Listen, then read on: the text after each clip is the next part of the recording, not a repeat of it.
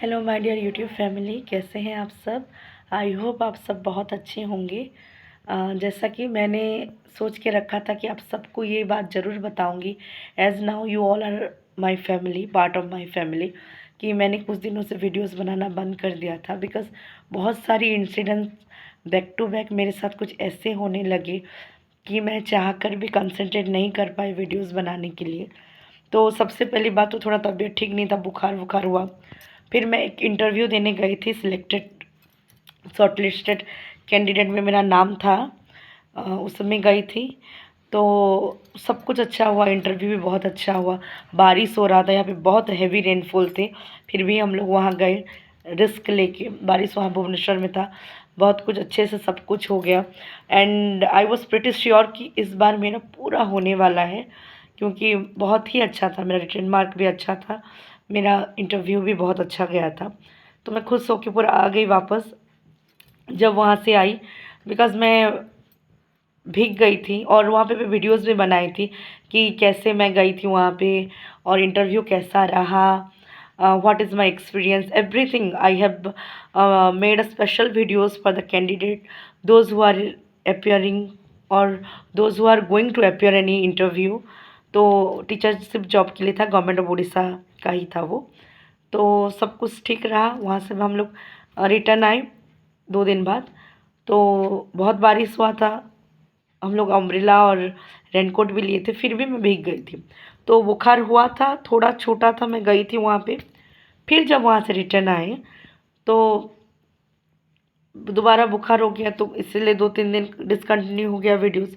उसके साथ साथ क्या हुआ कि 2-3 दिन गया, हम लोग भुवनेश्वर से रिटर्न आए और रात 12 तारीख था वो, रात को 3 बजे मेरे लाइफ का सबसे मोस्ट बैड डे होगा, मैं बोलूँगी definitely, I will say like this, because वो चीज़ ना मुझे इतना झंझोड़ के रख दिया वो उस दिन। आज भी मैं जब भी उस चीज़ के बारे में, उस मोमेंट के बारे में रिकॉल करती हूँ, तो मुझे अंदर से इतना डर लग जाता है कि बहुत मुश्किल से मैं उभरने की कोशिश कर रही हूँ उससे, क्योंकि नहीं करेंगे तो नहीं होगा। बिकॉज़ हम लोग घर तो बैठ नहीं सकते और बाहर तो निकलना ही है। और कुछ सालों से इस तरह की चीज़ें मेरे साथ हो चुकी हैं मेरी फैमिलीज़ में। जैसे कि आप सबको पता है, मेरी बड़ी सिस्टर का भी डेथ हो चुका है 11 इयर्स बैक। किडनी फेल्योर हो गया था उसका। और छोटी सिस्टर का भी डेथ हो गया है, दादी का डेथ हो गया, दादाजी का डेथ हो गया। कोरोना टाइम में ये सब हुआ था। ससुर जी का भी डेथ हो गया। हम लोग भी कोरोना में बहुत अफेक्टेड हो गए थे। मेरी मम्मी पापा भी माने वो लोग नियर डेथ एक्सपीरियंस करके रिटर्न आए हैं, ऐसा ही मैं बोलूँगी कोरोना के बाद से। तो इतनी सारी चीज़ें हो चुकी है मेरे साथ, तो लगता है कि कोई ना कोई बंदा तो मेंटली डिस्टर्ब होगा ही। तो वो सबको पीछे छोड़ के जब मैं थोड़ा सा आगे बढ़ी, फिर पता नहीं मेरे नसीब में भगवान ने क्या लिखा है। मैं ना ही किसी का कुछ बुरा करती हूँ, ना ही किसी के साथ कुछ गलत करती हूँ, लेकिन हमेशा मेरे साथ ही गलत होता है। I don't know why it's happened with me, along with me my family also suffers a lot, क्योंकि मेरे मम्मी पापा भी वैसे हैं, मेरे हस्बैंड भी वैसे हैं। कभी वो किसी के साथ गलत नहीं करते, गलत नहीं बोलते। एंड इवन इफ हम, मतलब लोग होते हैं ना, किसी का खुशी देख के जेलस हो जाते हैं या किसी का पैसा देख के जेलस होना, इस तरह का नेचर ना मेरे हस्बैंड में है, ना मेरे में है, ना मेरे पेरेंट में है, ना मेरे बच्चे में है। बिकॉज़ हम सबको वैसे ही अपब्रिंगिंग मिला है, मुझे, मेरे हस्बैंड को, और पर्टिकुलरली मैं मेरी बेटी को वैसे ही अपब्रिंगिंग देती हूँ कि जिसका जो है उसको तो मिलेगा नसीब में, हम उसको देख के क्यों जेलस करेंगे या जेलस होंगे। तो मेरे मन में ऐसा कुछ नहीं होता, लेकिन पता नहीं लोगों का क्या, why people always busy in pulling my leg, गलत सलत बोलेंगे, उनका है वो, उनका वही अपब्रिंगिंग है, यही मैं सच सोचती हूँ बहुत। लेकिन हर्ट होता है कि अच्छा करो, लेकिन अभी का जो सिनारियो है वर्ल्ड का, पूरा बर्बाद हो चुका है। सच में एक कलयुग आ गया है। भगवान भी बुरे लोगों को अच्छा सब कुछ देता है, भगवान भी बुरे लोगों के साथ सब कुछ अच्छा करे, शायद वो भी डर गया है, मुझे लगता है ऐसे। और अच्छे लोगों के साथ बैक टू बैक हमेशा से गलत होता है। सब कुछ तो धीरे धीरे करके छीन लिए हैं, पता नहीं और क्या क्या करेंगे। तो क्या इंसिडेंट हुआ है मैं आपको बता रही हूँ। उस दिन रात को हम लोग खा पी के सो गए। डेट शायद 12 ही था, अगस्त 12 था, सैटरडे था वो। तो रात को हम लोग सो गए खा के, और मैं सुबह संडे, बिकॉज़ हम दोनों जॉब में हैं, तो संडे तो बहुत स्पेशल होता है, आप सबको पता है कि बच्चों के लिए भी, वर्किंग पर्सन्स के लिए भी, क्योंकि थोड़ा सा सोने को मिलता है और थोड़ा लेट में भी उठ के हम हमारा काम कर सकते हैं, फन डे होता है। तो मैं वही सोच के प्लान की कि सुबह ये बनाऊंगी वो बनाऊंगी, ऐसे ऐसे करके, और उसके बाद सो गए। तो मेरा आदत है, मैं हमेशा बहुत बार बाथरूम जाती हूँ, बहुत बार बाथरूम जाती हूँ। पता नहीं लेकिन उस दिन क्या हुआ कि सोए थे, सब हम लोग सोए थे रात के 3 बजे, अ, मतलब 3 बजने के 10 मिनट आया आई थिंक होगा तब। हमारा बेडरूम और मेरा जो हॉल है दोनों ऑफ था। भगवान वाला जो रूम है, पूजा रूम, उसमें हम हमेशा ऑफ नहीं रखते हैं, लाइट हमेशा ऑन रहता है। तो उसमें छोटा लीची लाइट है, वो जल रहा था, नाइट बल्ब। तो मुझे लगा कि कोई मेरे पैर को टच किया। सो आई थॉट कि शायद मेरे हस्बैंड होंगे या मेरी बेटी। तो दोनों को मैं जब देखी, कोई भी नहीं था, दोनों तो सोए हैं। तो मैं सोची शायद मेरा वहम होगा, फिर मैं सो गई। जब सो गई दोबारा मुझे फील हुआ कि नहीं नहीं, किसी का तो मतलब हाथ टच हुआ है, मुझे पूरा ऐसे फील हुआ। तो जब मैं आँख खोल के देखी, पहले तो मुझे लगा कि कहीं चूहा तो नहीं है, कि सांप वाप तो नहीं है, क्योंकि हमारे पीछे मतलब जंगल जैसा हो गया है, तो चूहे तो बहुत है हमारे घर में, कॉलोनी में बहुत बड़े बड़े चूहे हैं, 1.5-2 किलो के तो चूहे हो ही जाएंगे। तो मुझे लगा कि शायद चूहा है कि सांप है। तो जब मैं अंधेरे में से थोड़ा आँख खोल के देख रही हूँ, तो मैं समझ नहीं पाई, मुझे लगा कि कोई ऐसे 4 पैर वाला कोई आया है। तो मैं सोची गाय है कि कुत्ता है। फिर थोड़ा-सा मेरा दिमाग मुझे अलर्ट किया कि अरे! इतने तो दिख रही हूँ, रात लग रहा है मुझे, रात को क्यों कोई अंदर आएगा? और रात को तो मेनली तो दरवाज़ा बंद होता है दोनों तरफ से, तो कौन आया? तो मुझे पूरा डर लग गया कि मैं बोली कौन है ये? तो जब थोड़ा मुझे समझ में आया कि कोई छुप रहा था बेड के पीछे, मुझे ऐसे लगा। तो मेरे हस्बैंड को मैं उनको उठाई कि जल्दी से उठो, कोई आया है, कोई अंदर घुसा है, कोई अंदर घुसा है। तो मैं जब ज़ोर से चिल्लाने लगी ऐसे बोल के, मेरे हस्बैंड और बेटी कुछ समझ नहीं पाए कि क्या हुआ है। उनको लगा कि कुछ हो रहा है। तो वो लोग भी चिल्लाने लगे ज़ोर से। तो उसी बीच क्या हुआ, जो आया था लड़का कि आदमी, मुझे तो उसका बॉडी अपीयरेंस से लगा ऑरा से कि 15-16 साल का होगा, ज़्यादा मतलब लंबा भी नहीं था, एकदम पतला था, और टाइट पैंट ऐसे दिख रहा था, पूरा टाइट पैंट पहना था, ब्लू टाइप का लग रहा था मुझे। तो वो पीछे गया, मतलब मेरे रूम से बाहर की तरफ गया, हॉल में वहाँ खड़ा हुआ, 1-2 सेकंड के लिए देखा, मुझे देखा, मैं ये बेड पे होके सब फ़ील कर रही हूँ, और लेफ़्ट राइट देखा, कहाँ जाऊँगा, शायद वो वैसा सोचा होगा, और दौड़ के वो चला गया। तो जब मैं उठी, मेरे हस्बैंड को बोली कि जाके देखो कोई आया है, लग रहा है मुझे। तो मैं दौड़ के यहाँ से गई, मेरे हस्बैंड दौड़ के और एक दरवाजे की तरफ से गए। हम देख रहे हैं कि कोई नहीं है, लेकिन मेरी बेटी को और मेरे हस्बैंड को लगा कि शायद मैं सपना देख रही थी, वहम है। लेकिन मैं बोल रही नहीं, मेरा वहम नहीं है, मुझे तो लगा कुछ तो हुआ है, प्रॉब्लम कुछ तो गड़बड़ हुआ है। तो जब देख रहे हैं हमारे जो पीछे के दरवाजे हैं वो खुला हुआ है, तो तब समझ में आया कि कोई तो घुसा था। तो मुझे तब ये समझ में नहीं आया कि चोरी हुआ है कि क्या। मुझे लगा कि कोई अंदर आया था, मेरे साथ कुछ गलत करने वाला था। आई फील सो, मुझे ऐसा लगा, क्योंकि पैर क्यों टच कर रहा है। तो जब मैं अंदर आई कि मेरे पड़ोस वाले को फ़ोन करने के लिए, कुछ हुआ है हमारे घर में, तो देख रहे हो दोनों फ़ोन नहीं है। जब अलमीरा खोले, फिर मेरे हस्बैंड बोले सारा चीज़ें चेक करो। तो जब मैं अलमीरा खोली, वहाँ पे पैसे नहीं थे, ज्वेलरी नहीं थी। मेरा दिमाग पूरा ख़राब हो गया। हम दोनों हस्बैंड वाइफ का तो पूरा माइंड फ्यूज़ हो गया। मैं बोली क्या हो गया? एक तो इंसान इतना मेहनत करके हार्ड अर्न मनी, एक एक पाई जोड़ के सब कुछ करेगा, उसमें भी लोग चोरी कर लेते हैं। मैं ये समझ नहीं पाती हूँ।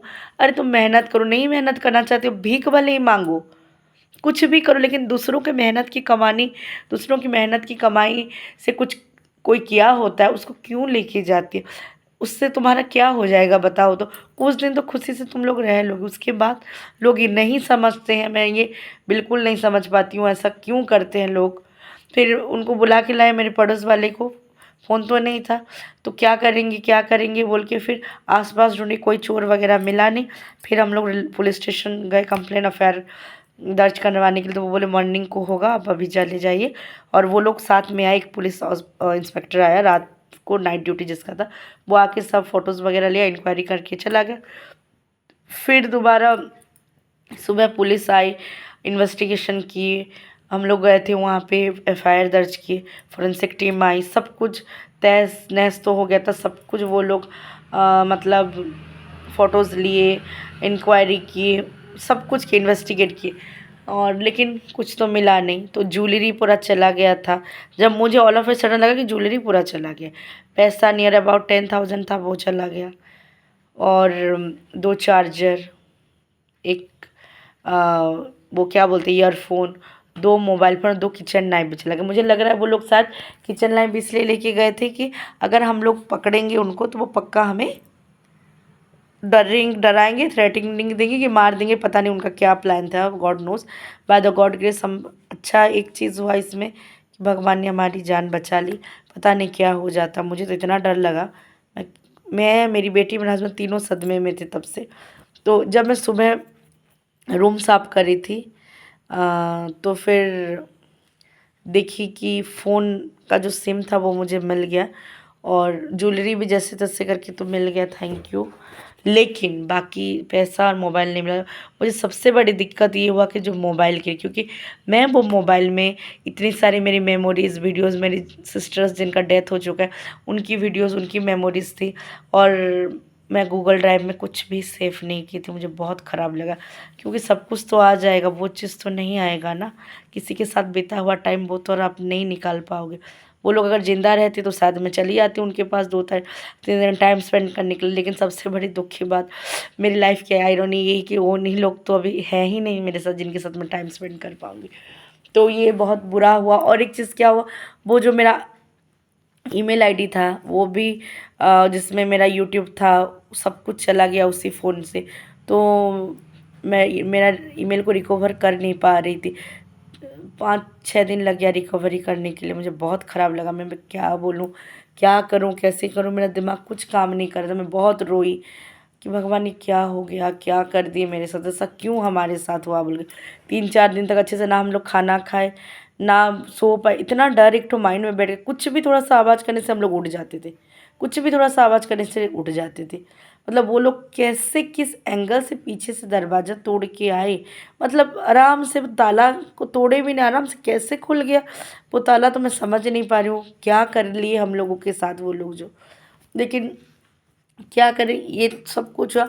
उसके बाद मैं सोची थी कुछ, अब कुछ तो अच्छा होने वाला है। वीडियोस तो बना नहीं पा रही थी, मोबाइल तब था नहीं, फिर नया मोबाइल एक ठो ली, अभी ये जस्ट वीडियो शूट कर रही हूँ।